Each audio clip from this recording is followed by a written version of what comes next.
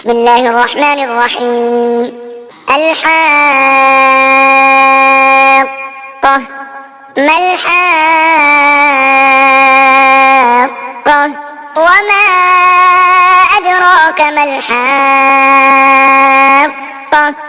كذبت ثمود وعاد بالقارعة.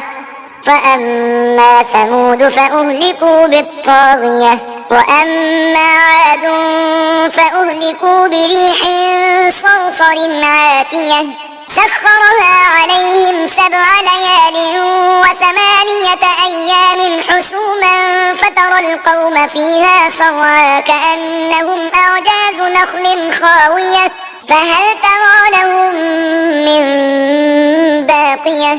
وجاء فرعون ومن قبله والمؤتفكات بالخاطئة فعصوا رسول ربهم فأخذهم أخذة رابية.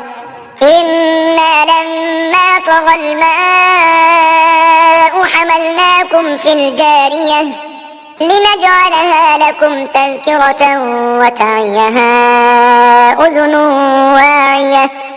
فإذا نفخ في الصور نفخة واحدة وحملت الأرض والجبال فدكتا دكة واحدة فيومئذ وقعت الواقعة وانشقت السماء فهي يومئذ واهية والملك على أرجائها ويحمل عرش ربك فوقهم يومئذ 8 يومئذ تعرضون لا تخفى منكم خافية. فأما من أوتي كتابه بيمينه فيقول هاؤم اقرءوا كتابيه إني ظننت أني ملاق حسابيه فهو في عيشة راضية في جنة عالية قطوفها دانية كلوا واشربوا هنيئا بما أسلفتم في الأيام الخالية. وأما من أوتي كتابه بشماله فيقول يا ليتني لم أوت كتابيه ولم أدر ما حسابيه يا ليتها كانت القاضية ما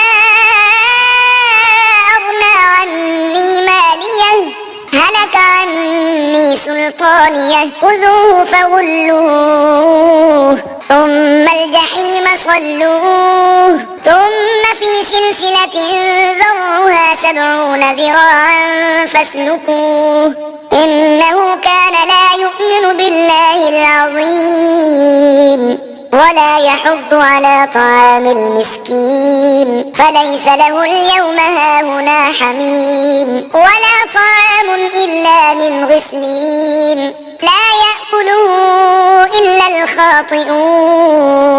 ولا أقسم بما تبصرون وما لا تبصرون إنه لقول رسول كريم وما هو بقول شاعر قليلا ما تؤمنون ولا بقول كاهن قليلا ما تذكرون تنزيل من رب العالمين.